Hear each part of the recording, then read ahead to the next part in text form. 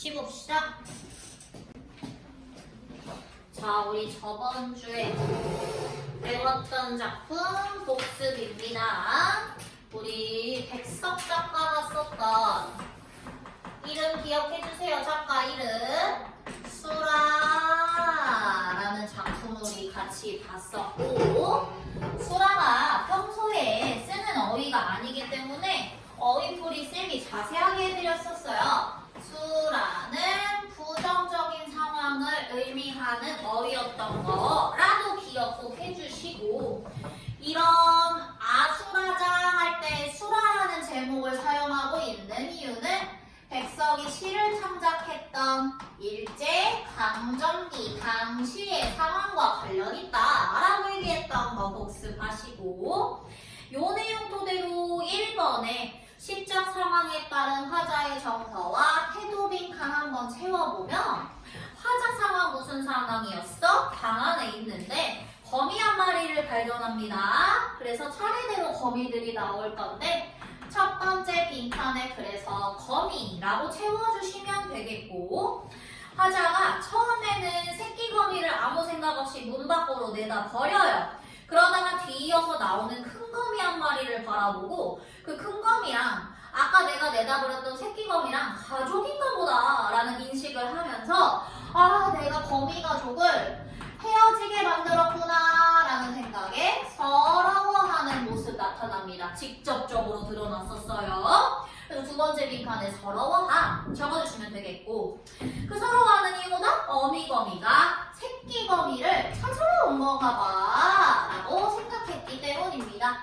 그래서 1번 빈칸 이렇게 3개의 키워드로 채워주시면 되겠고, 자, 2번 빈칸으로 들어가 보면 침착 대상이 총 3개가 나와요. 1년에 거미 새끼, 2년에서는 큰 거미가 나왔었죠. 어미로 추정되는 어미거미라고 써주셔도 상관없습니다. 그리고 마지막 3년에서 무척 작은 새끼 거미가 나왔을 때 화자가 부드러운 종이로 받아 문 밖으로 나가서 가족 만나라 라고 하면서 슬퍼하는 모습까지 우리 확인할 수 있었습니다. 자, 그래서 그 흐름을 봤을 때 연이 바뀌면서 행의 수가 계속 늘어나는 거 확인할 수 있었고요. 밑줄 그어볼까요? 복습 삼아서 행의 수가 계속 늘어나고, 화자의 정서도 심화가 됩니다. 정서라고 빈칸에 채워주시면 되겠고, 정서도 점점 보양된다. 우리 이걸 저번 주에 쌤이 문제에서 이런 게 뭐라고 나올 거라고 했냐면, 점층적으로 전개된다 이런 말 나온다 했어요. 요 단어 까먹지 말고 기억해 라고 말씀드렸던 거 다시 한번 복습해 주시고, 자, 3번 들어갑니다. 이 시의 제목의 의미를 정리해보자 라고 나와 있는데, 수락, 싸움 따위로 혼잡하고 어지러운 상태를 의미하며 시적 상황, 거미 가족이 해체된 상황이고, 이게 의미하는 바 뭐다? 일제 강점기 때 가족 공동체가 해체된 우리 민족의 상황과 관련 있다 라는 거 체크해 주시고요. 그래서 마지막 빈칸, 가족이 함께 지내지 못하는 그런 비극적인 상황을 우회적으로 표현한다 라고 나오는데, 우리 아가들이 여기서 형광펜 표시해줬으면 좋겠는 단어 하나, 우회적 형광펜 표시해 주시고요. 도윤아, 우회적 무슨 뜻이지? 우회적은 제가 봤을 때는 돌려서. 그렇지, 돌려서 얘기한다는 뜻입니다. 빗대서, 돌려서. 그래서 우리가 직접적이라는 말의 단위어라고 생각하면 좋아요. 직접적이 아니라 돌려서 얘기한다. 근데 돌려서 얘기하는 게 문학작품에서 보통 어떻게 얘기하는 거냐면, 진짜 사실적으로 얘기하는 게 아니라 다른 대상에다가 비유를 하거나 아니면 상징적으로 드러내거나, 약간 말 그대로 간접적으로 보여주는 거 우리가 우회적이라고 얘기합니다. 이 단어 모르시면 안 돼요. 기본 단어예요. 그래서 이거 체크 한번 해주고, 그래서 거미 가족의 모습을 통해 일제강점기 당시 조선인들의 모습을 보여줬다. 그래서 우회적이라고 얘기할 수 있습니다. 그래서 빈칸 채우기 완료해주시고 엮어읽기로 넘어갑니다. 저번 주에 쌤이 엮어읽기 미리 뭐 알려줬냐면 이것도 백석 작가가 쓴 작품이고 얘들아 제목이 여우 단골 쪽인데 우리 문학작품 읽을 때 제목 보고 미리 추측하자고 했는데 이 제목 읽었을 때 추측이 안 돼. 뭔 말인지 몰라서.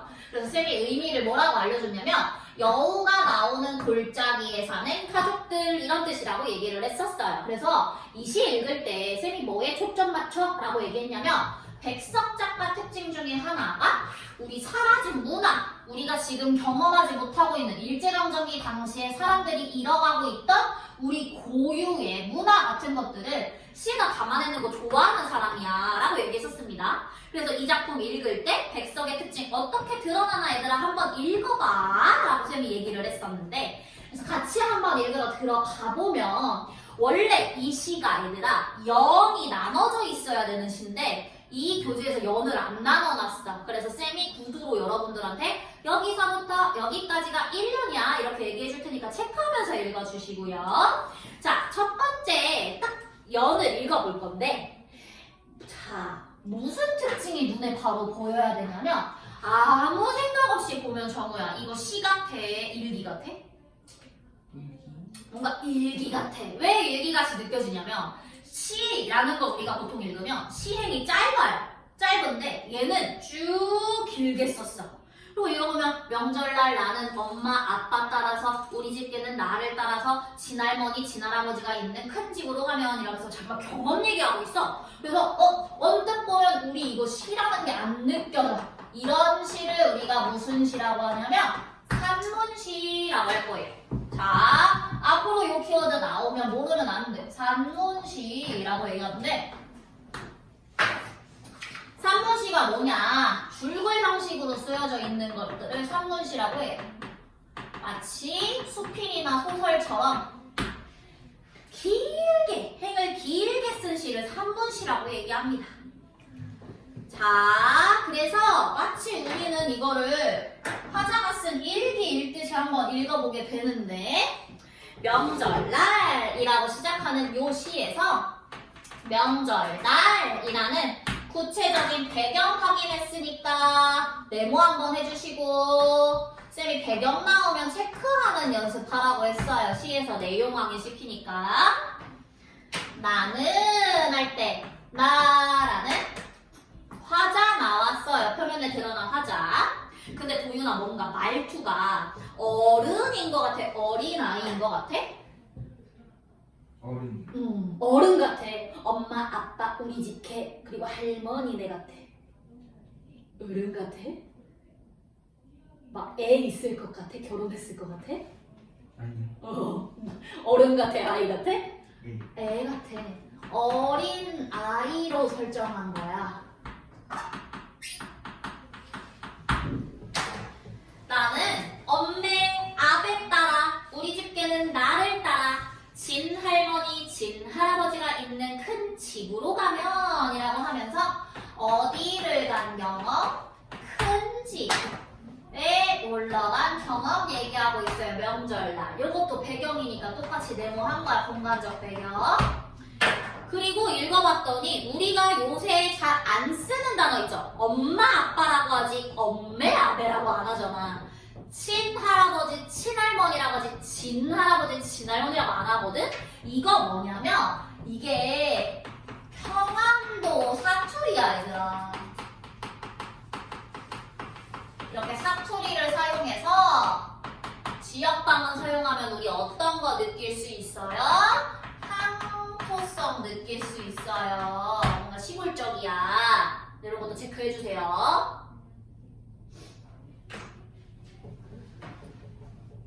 여기까지가 1년이야 얘들아. 그래서 슬래시 2개 표시돼 있는 거 보이죠? 여기까지가 1년이고 자 그래서 내용 정리 한번 할게요. 1년의 내용은 화자의 상황이 제시됐어요. 명절에 큰 집에 갔어요. 자, 2연으로 들어가 봅니다. 자, 명절날 큰 집에 가면 얘들아 시끌벅적 사람들 모여있어. 그러면 맨날 보고 사는 사람들은 아니지만 명절날마다 보는 누구 볼 수 있어? 친척 어른들 볼 수 있어. 그래서 친척 어른들이 옛날 사람들은 형제를 많이 낳으니까 여러 명이 있을 거 아니야. 그래서 그 만나는 사람들을 얘가 한 명 한 명 소개를 해줄 거야. 첫 번째로 얼굴에 별 자국이 솜솜난. 얘들아 여기서 얼굴에 별 자국이 있다는 게 뭐냐면 별 문신이 있다는 게 아니라 옛날에 천연두라고 해서 피부병 걸리면 병원이 많지가 않으니까 그 상처가 다 골마서 이렇게 흉터가 남는단 말이야. 그 얼굴에 생긴 피부병 흉터를 별 자국이 났다고 표현하고 있는 거예요. 얼굴에 별 자국이 솜솜난. 말수와 같이 눈도 껌뻑거리는, 뭔가 말도 적고 말도 어눌하고 이런 특징 가지고 있고요. 하루에 배 한 피를 짠다는, 엄청 성실하게 배를 짜는, 벌 하나 건너엔 복숭아 나무가 많은 신리라는 마을에 사는 고모를 소개했어요. 그리고 그 고모한테는 고모의 딸 이녀가 있고 또 작은 이녀가 있고 딸만 둘이 있는 고모래요. 라고 하면서 고모 한 명을 지금 소개한 겁니다. 자, 두 번째, 16살에 40이 넘은 호라비의 후처가 된, 약간 슬픈 사연인데 16살, 중3, 너네 딱 나이대에 어떤 사람한테 시집을 갔어? 호라비가 된 40대 아저씨한테 시집을 간 거야. 그래서 그런 집에 시집을 가서 그런지 포주룩하니 성이 잘 나는, 무슨 뜻이냐면 얼굴에 맨날 짜증이 가득해. 이 고모는 짜증이 가득한 얼굴에 살빛이 메간탕 같은 진한 갈색빛을 띠는, 입술과 젖꼭지는 더 까만 예수쟁이 마을 가까이 사는 토산고무, 그리고 그 고모의 딸 승녀, 아들 승동이 이렇게 돼 있어요. 아들 하나 딸 하나 있나봐. 이렇게 한 명 한 명 소개하고 있는 거 눈치채주세요. 60리라고 해서 파랗게 보이는 산을 넘어 있다는, 저 멀리 사는 사람인가봐. 해변에서 과부가 된, 자 여기서 과부가 무슨 뜻이지 정말? 가부요? 과부가 누구야? 뭐 하는 사람을 과부라고 하지? 과일 따는 아니 과일 따는 사람? 선율아, 과부가 뭐야? 남편 일찍 죽은 사람을 과부라고 얘기하잖아. 남편 잃은 여자. 그래서 코끝이 늘 빨갛대. 도윤아, 무슨 뜻이야? 운다. 너무 많이 울어. 남편을 일찍 잃어서 그런지. 그래서 언제나 흰 옷이 정하던, 상복을 입어서 흰 옷을 입고 다니던, 말끝에 서럽게 눈물을 짤 때가 많은 큰골고무, 그리고 고모의 딸 홍녀, 아들 홍동이, 작은 홍동이, 아이가 셋이 있는 고모인가 봐요. 자, 그리고 마지막 가족 소개입니다. 대나무 접을 자라는, 이게 무슨 말이냐면 얘들아, 이 접이라는 게 나무가 이렇게 있는데 나무가 밑부분이 썩잖아. 그럼 위에를 싹 잘라내서 새로운 나무를 이렇게 갖다 붙이는 걸 접이라고 얘기를 하거든. 그걸 굉장히 잘하는 사람이래. 술주정을 하면 어디선가 엄청 무거운 토강돌을 뽑는, 오리치를 잘 놓는, 오리덫을 잘 놓는, 먼 섬에 반디적 담그러가기를 좋아하는 삼촌, 삼촌 엄매, 사촌 누이, 사촌 동생들까지가 이연이야 얘들아. 그래서 이연의 내용은 뭐냐면 큰 집에 모인 가족들을 소개하고 있는데, 큰 집에 모인 가족들을 지금 소개하고 있는데, 그 소개하면서 뭐 하고 있냐면 그들은 어떻게 생긴 사람인지, 그들은 어떤 삶을 살아왔는지, 처지, 어떤 성격의 특징을 가진 사람인지 등을 나열해서 우리한테 설명해주고 있어요. 그러니까 우리 가족 소개할 때 나는 명절날 가면 큰 고모 있고 작은 고모 있고 막내 삼촌 있을 때 간단하게 얘기해도 될걸 되게 자세하게 얘기해주고 있단 말이야. 그 이유는 그만큼 화자가 가족에 대해서 관심이 많았다는 거야. 애정이 많다는 거야. 그리고 그때 그 화목했던 모습이 그리워서 더 자세하게 떠올리는 걸 수도 있어 라고 정리해 주시면 되겠습니다. 2연의 내용이에요. 자, 3년으로 한번 가볼게요. 이렇게 친척들이 모였어. 모이면 정우야 보통 뭐 하냐, 명절날에. 덥다. 그치, 덕담 나누고 음식 한 거 나눠 먹고 하죠? 다 그런 분위기입니다. 옛날에도 마찬가지였어요. 할머니, 할아버지가 있는 안간에 모여서, 안방에 모여서 사람들이 이제 친척들 만나니까 새 옷을 입고 왔나봐. 방 안에는 새 옷의 내음새가 나고, 자, 여기서 표현성 특징 하나 정리하자. 이렇게 그 상황을 생동감 있게 표현하기 위해서 감각적 이미지, 그 중에서도 후각적 신상 제시하고 있는 거 확인해 주시고요. 새옷 냄새. 또 인절미, 송구떡, 콩가루 찰떡 등의 내음새도 다 우리가 명절 때 먹는 음식 냄새도 얘기해 주고요. 끼대의 두부와 콩나물과 볶은 잔디와 고사리, 도야지 비계는 모두 선득선득하니 찬 것들이다 라고 하면서 촉각적 심상도 사용하고 있는 거 확인할 수 있습니다. 그래서 우리가 여기까지가 3년인데 3년의 내용 읽어보면 명절날에 음식을 생동감 있게 우리가 떠올릴 수 있죠. 이런 게 백서씨의 특징이야. 자, 4연 들어가 볼게요. 마지막 연입니다. 그렇게 밥을 다 같이 먹으면 저녁술을 놓은 아이들은 외양간 섭, 섭이 옆이란 뜻이에요. 외양간 옆에 있는 밤마당에 달린 배나무 동산에서 자기들끼리 이제 놀아, 친척 동생들끼리 쥐잡이 놀이하고 숨굴박질, 숨바꼭질이란 뜻이에요. 숨바꼭질도 하고 꼬리 잡기도 하고 가마 타고 시집 가는 노름, 말 타고 장가 가는 노름 하고 이렇게 밤이 어둡도록 북적하니 논다. 자, 놀았다 아니고 논다 라고 하면서 현재형 시제 사용해서 생동감 느껴지게 얘기하는 것도 한번 캐치해주고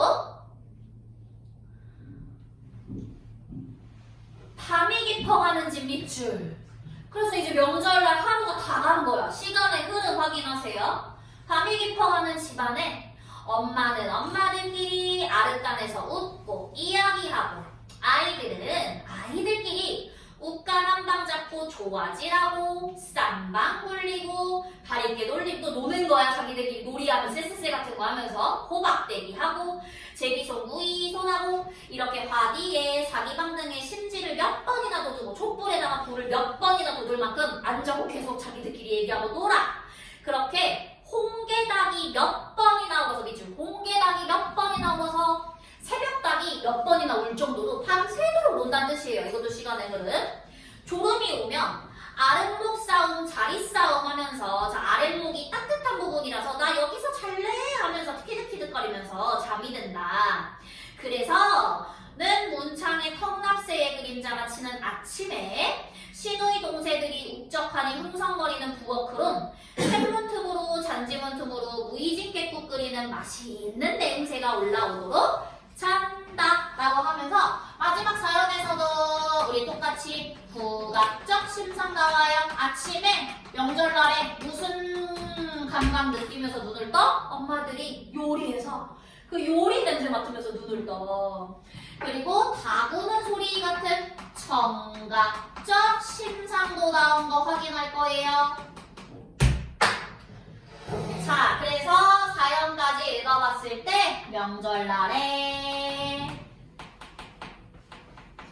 즐거운 분위기를 우리가 느끼면서 시가 마무리된다라는 거 파악할 수 있었고 요런 내용의 시를 왜 백석이 썼냐? 일제강점기 때 이런 분위기가 아니었겠지. 우리 민족은 그때가 그리워서 썼을 거야 라고 우리는 확인할 수 있을 겁니다. 자, 그래서 이 작품의 주제 간단하게 적고 문제 채점하고 넘어갈게요.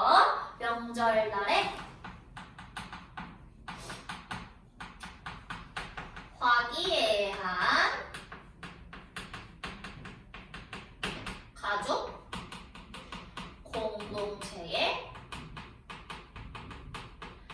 모습을 그리고 있어요.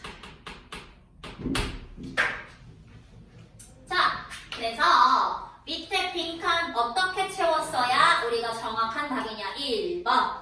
이 시는 명절날 친척들이 큰 집에 모여서 화목하게 보내는 가족 공동체의 모습을 그리고 있죠. 개인의 모습이 아니라. 수라는 거미가족의 모습을 통해 가족 공동체의 회복에 대한 소망을 드러내고 있다 라고 적어주면 되겠고, 2번의 정답은 몇 번이었다, 선유라? 그렇지. 우리 이 시 읽었을 때 과거와 현재의 대비는 확인할 수 없었습니다. 나머지는 다 확인했고요. 자, 그래서 숙제 엮어읽기까지 완료했고, 쉽게 쓰여진 시쌤이 돌아다니면서 채점해줬고, 좀 이따가 본문에서라고 다시 한번 같이 볼게요.